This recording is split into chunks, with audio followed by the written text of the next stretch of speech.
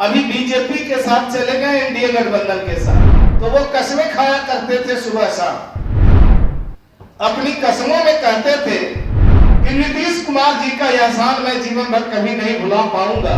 अब तो जीतन राम मांझी जी भारतीय जनता पार्टी के साथ उनके गठबंधन में शामिल हो गए।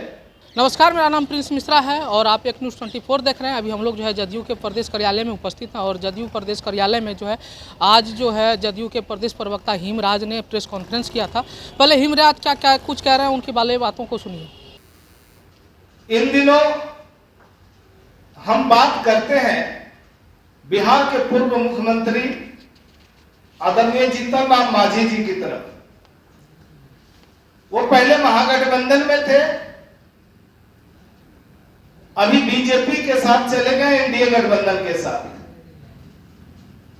पहले जब महागठबंधन में थे, जनता दल यू के साथ उनके ताल्लुकात थे, तो वो कसमें खाया करते थे सुबह शाम, अपनी कसमों में कहते थे कि नीतीश कुमार जी का एहसान मैं जीवन भर कभी नहीं भुला पाऊंगा। जब तक जिंदा रहूंगा उनके कदमों में कदम मिलाकर चलूंगा, उनका साथ दूंगा। मेरी पत्नी भी कहती है कि नीतीश बाबू का साथ कभी छोड़िएगा मत। उन दिनों जब केंद्रीय गृह मंत्री अमित शाह जी से मिलने दिल्ली चले गए, अंदर उनकी मंशा कुछ और रही हो।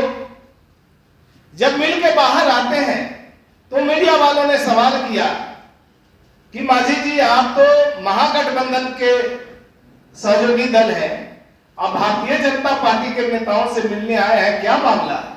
तो उन्होंने कहा कि हम पर्वत पुरुष बाबा दशरथ मांझी जी को भारत रत्न दिलाने के लिए आए थे। तो साथियों, अब तो जीतन राम मांझी जी भारतीय जनता पार्टी के साथ उनके गठबंधन में शामिल हो गए। हम सवाल करना चाहते हैं कि माननीय मांझी जी, उस समय तो आपको मांग करनी पड़ रही थी, आज आप भारतीय जनता पार्टी के साथ गठबंधन में है, तो फिर बाबा दशरथ मांझी जी को भारत रत्न की उपाधि मिलने में इतनी देरी क्यों है? कि देश में 2011 की 10 वर्षीय जनगणना में अनुसूचित जातियों की आबादी 16.6% और आरक्षण उनके लिए 15%, 11 की जनगणना के हिसाब से। अब अनुसूचित जनजातियों की, अनुसूचित जातियों की आबादी, बिहार की बात हम करते हैं तो बिहार में अनुसूचित जाति की आबादी आज 19.6% है, लेकिन बिहार सरकार ने उनके लिए आरक्षण की व्यवस्था 20% कर दी है। जनजातियों की आबादी बिहार में 1.6%, बिहार सरकार ने उनके लिए आरक्षण की व्यवस्था 2% कर दी है। हम पूछना चाहते हैं मांझी जी से कि आप तो केंद्र की सरकार में केंद्र के साथ चले गए हैं, तो यह पूरे देश के अनुसूचित जाति और जनजातियों को इंसाफ कैसे मिलेगा? उनकी आबादी के हिसाब से उनकी भागीदारी और हिस्सेदारी कैसे मिलेगी देश में? जितनी उनकी आबादी है उस हिसाब से उनको रिजर्वेशन तय होना चाहिए देश में। आपके मुंह से कभी इस पर आवाज नहीं आई।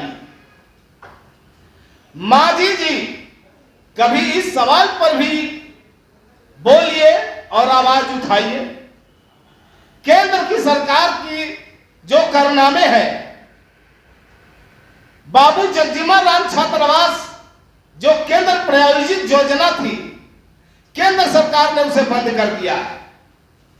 बिहार और पंजाब में सबसे ज्यादा अनुसूचित जातियों के लोग रहते हैं, लेकिन उक्त योजना से इन राज्यों में एक भी छात्रावास नहीं बना, जबकि इस योजना के अंतर्गत एक प्रावधान था कि प्रत्येक प्रखंड मुख्यालय में 100 बेड का छात्र छात्राओं के लिए छात्रावास का निर्माण करना था।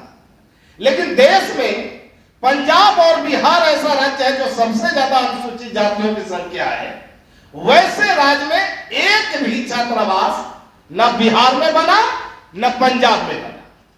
तो आपने देखा किस तरीके से हिमराज जो है जदयू के प्रदेश प्रवक्ता हैं, उन्होंने साफ तौर पे कहा कि जीतन राम मांझी जिस तरीके से अपना अभी वक्तव्य दे रहे हैं, लेकिन अपने समाज के लिए नहीं, उन्होंने जो है सिर्फ अपने परिवार के लिए सारा राजनीति को किया है। ऐसे ही तमाम खबरों के लिए हमारे साथ बने रहिए और देखते रहिए 124 पटना। धन्यवाद।